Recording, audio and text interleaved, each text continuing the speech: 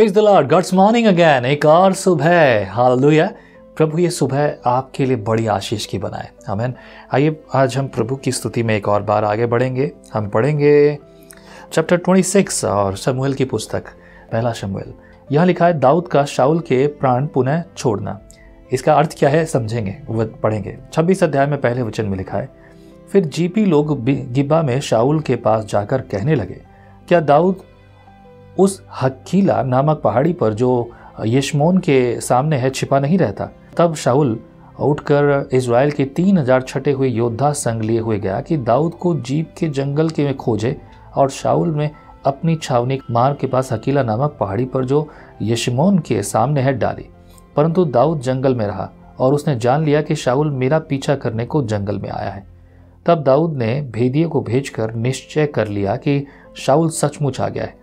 तब दाऊद उठकर उस स्थान पर गया जहां शाऊल पड़ा था, और दाऊद ने उस स्थान को देखा जहां शाऊल अपने सेनापति नेर के पुत्र अब्नेर समेत पड़ा था। शाऊल तो गाड़ियों की आड़ में पड़ा था, और उसके लोग उसके चारों डेरे डाले हुए थे। तब दाऊद ने हित्ती अमेलेकी और सरूया के पुत्र योआब के भाई अभिषेक के साथ, मेरे साथ उस छावनी में शाऊल के पास कौन चलेगा? अभिषेक ने कहा, तेरे साथ मैं चलूंगा। अतः दाऊद और यिब्शे रातों रात उन लोगों के पास गए, और क्या देखते हैं कि शाऊल गाड़ी की आड़ में पड़ा सो रहा है, और उसका भाला उसके सिरहाने भूमि में गड़ा हुआ है, और अब्नेर और यहूदा लोग उसके चारों ओर पड़े हुए हैं। तब अभिषेक ने दाऊद से कहा, परमेश्वर ने आज तेरे शत्रु को मेरे हाथ में कर दिया है, इसलिए अब मैं उसको एक बार ऐसा मारूं कि भाला उसे भेदता हुआ भूमि में धंस जाए, और मुझको उसे दूसरी बार मारना न पड़ेगा।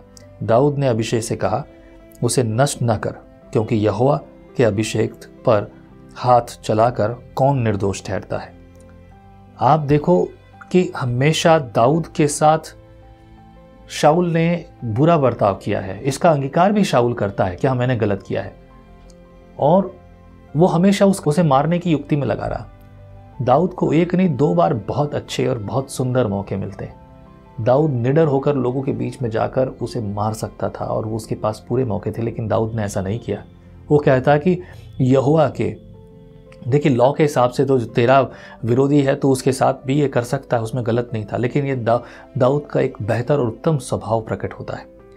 10 पद में फिर इस प्रकार से लिखा है, फिर दाऊद ने कहा, यहोवा के जीवन की शपथ, यहोवा ही उसको मारेगा, या वह अपनी मृत्यु से मरेगा, या वह लड़ाई में जाकर मर जाएगा। यहोवा ना करे कि मैं अपना हाथ यहोवा के अभिषेक पर उठाऊं। अब उसके सिरहाने से भाला और पानी की सुराही उठा ले, और हम लोग यहाँ से चले जाएं। तब दाऊद ने भाले और पानी की सुराही को शाऊल के सिरहाने से उठा लिया, और वे चले गए। किसी ने इसे ना देखा और ना जाना और ना कोई जागा, क्योंकि वे सब इस कारण सोए हुए थे कि यहोवा की ओर से उनमें भारी नींद समा गई थी। परमेश्वर ने उन्हें अपने उनके हाथों में दिया, but he did not take any kind of advantage. उसने कोई भी उसका गलत फायदा नहीं उठाया। हालेलुया।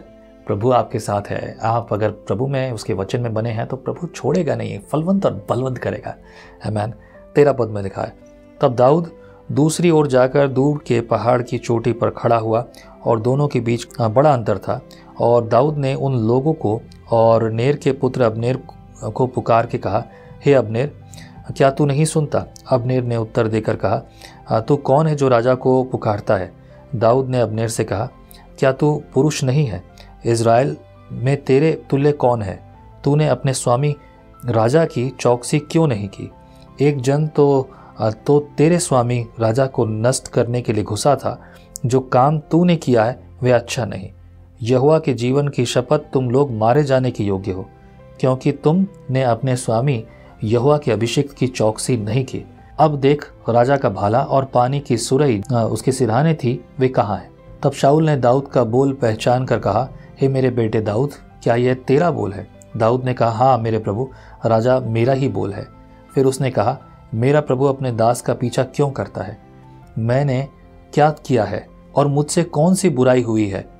अब मेरा प्रभु राजा अपने दास की बात सुन ले। यदि यहोवा ने तुझे मेरे विरुद्ध उकसाया हो, तो वह भेंट ग्रहण करे। परंतु यदि आदमियों ने ऐसा किया हो तो वे यहोवा की ओर से शापित हो, क्योंकि उन्होंने अब मुझे निकाल दिया कि मैं यहोवा की निज भाग में न रहूं। और उन्होंने कहा है, जा पराए देवताओं की उपासना कर। इसलिए अब मेरा लहू यहोवा की आंखों की ओट में भूमि पर न बहने पाए। इज़राइल का राजा तो एक पिस्सू ढूंढने आया है, जैसा कि कोई पहाड़ों पर तीतर का हेर करे। शाऊल ने कहा, मैंने पाप किया है। हे मेरे बेटे दाऊद, लौट आ। मेरा प्राण आज के दिन तेरी दृष्टि में अनमोल ठहरा, इस कारण मैं फिर तेरी हानि कुछ न करूँगा। सुन, मैंने मूर्खता की और मुझसे बड़ी भूल हुई है। दाऊद ने उत्तर देकर कहा, हे राजा, भाले को देख, कोई जवान इधर आकर उसे ले जाए। यहोवा एक को अपने अपने धर्म और सच्चाई का फल देगा।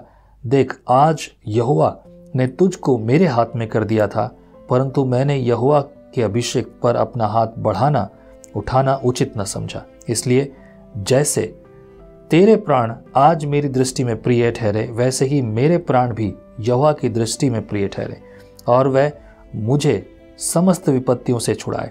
शाऊल ने दाऊद से कहा, हे मेरे बेटे दाऊद, तू धन्य है, तू बड़े बड़े काम करेगा और तेरा काम सफल होगा। तब दाऊद ने अपना मार्ग लिया और शाऊल भी अपने स्थान को लौट गया। पहली बार जब ऐसा हुआ था तब जो है यहाँ पर शाऊल ने कहा था कि मैंने जान लिया है कि तू ही राजा ठहरेगा, अगला राजा तू ही ठहरेगा, मैंने समझ गया हूँ। ये बात तब कही थी। इस बार फिर से शाऊल ने ये बात दाऊद के लिए कही। अब इस बार बार देखते हैं हम कि ये शाऊल जो है दाऊद के विरुद्ध खड़ा है, दाऊद का विरोध कर रहा है, दाऊद को तंग कर रहा है, दाऊद को मारने के लिए चढ़ रहा है। लेकिन दाऊद यहोवा की बात पर, यहोवा के वचन पर अटल है। That is the beautiful thing. प्रभु आपको बहुत प्रेरित करे मेरे प्रियो। ये पुस्तक पढ़े जाने और सीखने के लिए बेहद बेहद बेहद आवश्यक है। प्रभु आपको आशीष करे। आगे के अध्याय हम और अधिक सामर्थ के साथ पढ़ें, सुने, सीखे, समझें।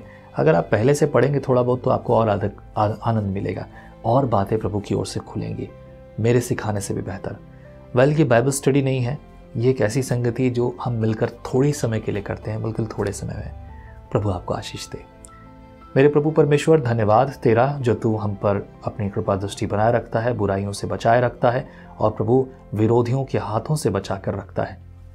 तेरा अनुग्रह, तेरी आशीष प्रभु तेरे वचन के सुनने वालों पर हो, प्रभु इनके परिवार पर हो, इनके जीवन पर हो। इनकी जो घटी कमी है उसे दूर कर दे, छू ले प्रभु, चिन्ह और चमत्कार कर। आज एक नई बात को तू इन्हें दे प्रभु। जैसा तू बात करता है प्रभु, आज नए मार्ग तेरी ओर से खुलें, आशीषों से भर दे प्रभु। तू बातचीत कर, तेरी ओर से चिन्ह और चमत्कार हो प्रभु। यीशु के नाम से दुख तकलीफ और जो पैसे की समस्याएं प्रभु से दूर कर। मेरे प्रार्थना को सुनने के लिए तेरा धन्यवाद। मसीह यीशु के नाम से प्रार्थना मांगता हूँ, आमीन। प्रभु आशीष करे। जय मसीह की।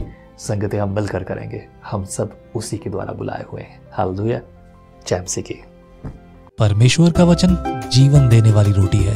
आओ हम इस जीवन देने वाली रोटी का और मजा लें विजनरी टीवी पर। हम हमेशा सोचते हैं कि शायद मैं भी बाइबल कॉलेज जाकर बाइबल को अच्छे से सीखता, और अब आपके लिए है visionary TV, deep Hindi Bible study के लिए।